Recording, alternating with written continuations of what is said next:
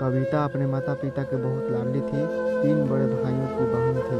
कोई भी चीज़ मांगने पर उसी वक्त सामने हाजिर हो जाती। पूरे घर में रौब था उसका। पूरे परिवार और नौकरों पर राजकुमारी की तरह हुक्म चलाती थी कविता। स्कूल में भी पूरा रौब था उसका। बड़े घर की लाडली जो थी वह ऐसी ही उसने कॉलेज में दाखिला लिया। उसके ठाट बाट बड़ी गाड़ी में आना जाना, हर दिन नया फैशन देखकर हर कोई उससे दोस्ती करना चाहता था। थोड़ी ही दिनों में उसके बहुत से दोस्त बन गए। पूरे कॉलेज में उसकी अपनी ही एक पहचान थी। इन दिनों उसके घर एक रिश्ता आया। खानदानी लोग थे और पापा की पुरानी जान पहचान थी उनके साथ। कविता के साथ कोई ज़बरदस्ती नहीं थी, पर कविता ने फिर भी हाँ कर दी, क्योंकि वह अपने परिवार से बहुत प्यार करती थी। वह जानती थी कि वो लोग उसका अच्छा ही सोचेंगे। लड़के का नाम राज था। राज काफ़ी पढ़ा लिखा और समझदार लड़का था। ससुराल वाले भी बहुत अच्छे थे। ससुराल में कविता की जगह वैसी थी जैसे कि मायके में। कोई भी कार्य कविता की सलाह के बिना नहीं होता था। सबकी लाडली बहू बन गई थी वह। फिर उसके घर एक बेटे का जन्म हुआ। राहुल कविता को जान से प्यार करता था। पोता पाकर ससुराल वाले तो फूले नहीं समाते थे। कविता कभी कभी सोचती थी उसकी किस्मत कितनी अच्छी है। उसका हर अपना उसे कितना प्यार करता है। चाहे जीवन में कैसा भी समय आए, मेरे अपने हमेशा मेरे साथ हैं। मैं कभी अकेली नहीं हो सकती। कितनी खुशकिस्मत हूँ मैं। पर शायद कविता की खुशियों को उसकी अपनी ही नज़र लग गई थी। एक दिन वह मायके जाने की जिद कर बैठी। राज को बहुत काम था, लेकिन वह फिर भी उसे ले गया। रास्ते में उनकी गाड़ी अन्य गाड़ी से टकरा गई। कविता, राज और राहुल बहुत बुरी तरह से जख्मी हो गए।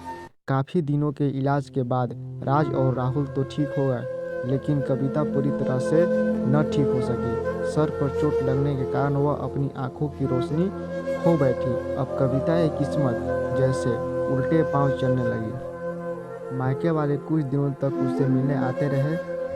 फिर कभी कभार फ़ोन ही करके पूछ लेते कि अब कैसी हो। धीरे धीरे ये सिलसिला भी कम हो गया। ससुराल वाले की सहानुभूति भी कम होने लगी। घर में किसी को पास बैठने के लिए कहती तो जवाब मिलता, बहुत काम है, अब तुम भी साथ नहीं बता सकती। राज भी चिड़चिड़ा हो गया था। बस राहुल ही था उसके साथ, जिसके साथ हंसते खेलते उसका वक्त गुजरता। एक दिन कविता के हाथ से कुछ सामान गिर गया, जिसकी वजह से राहुल को हल्की सी चोट लग गई। कविता के सास ससुर ने राहुल को उससे अलग कर दिया कि कहीं उसके ना देखने की वजह से बच्चे का कोई नुकसान न हो जाए। कविता अंदर से टूट चुकी थी। एक दिन उसने सबके सामने मायके जाने की इच्छा रखी तो राज उसे तुरंत मायके छोड़ आया, जैसे कि वह भी यही चाहता था। लेकिन राहुल को उसके साथ नहीं भेजा गया। कविता कभी राहुल से दूर नहीं रहती थी, पर अपनी कमी के कारण उसने ज़्यादा बहस नहीं की। कविता को लगा कि वह 3-4 दिन वहाँ रहेगी तो थोड़ा हवा पानी बदल जाएगा, क्योंकि वह कितने दिनों से कहीं भी बाहर नहीं गई थी। घर वाले भी इतने दिनों बाद उसे देखकर कितने खुश होंगे। कविता के घर पहुँचने पर सब लोग बहुत खुश हुए। खाने में सब कुछ कविता की पसंद का ही बना था। उसने अपने मम्मी पापा और भाई भाभीयों से दिल खोलकर बातें की। उनके छोटे छोटे बच्चे भी बुआ के साथ घुल मिल गए थे। रात को सोने के वक्त जब वह कपड़े बदलने लगी तो उसे पता चला कि उसका बैग तो बहुत भारा हुआ था। वह सब समझ गई। वह बहुत उदास हो गई। कुछ दिनों तक तो सब ठीक रहा, फिर जैसे सब बदलने लगा। सबका व्यवहार बदल रहा था। वह लोग जैसे थक चुके थे उससे।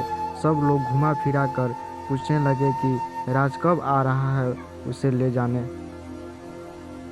वह बहाना बना देती, जबकि वह जानती थी कि उस घर में अब उसके लिए कोई जगह नहीं। कविता से चलते वक्त कुछ न कुछ नुकसान हो जाता।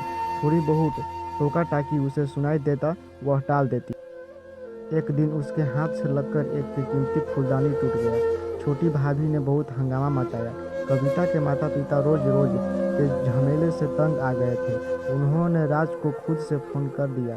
राज कविता को अपने घर ले गया।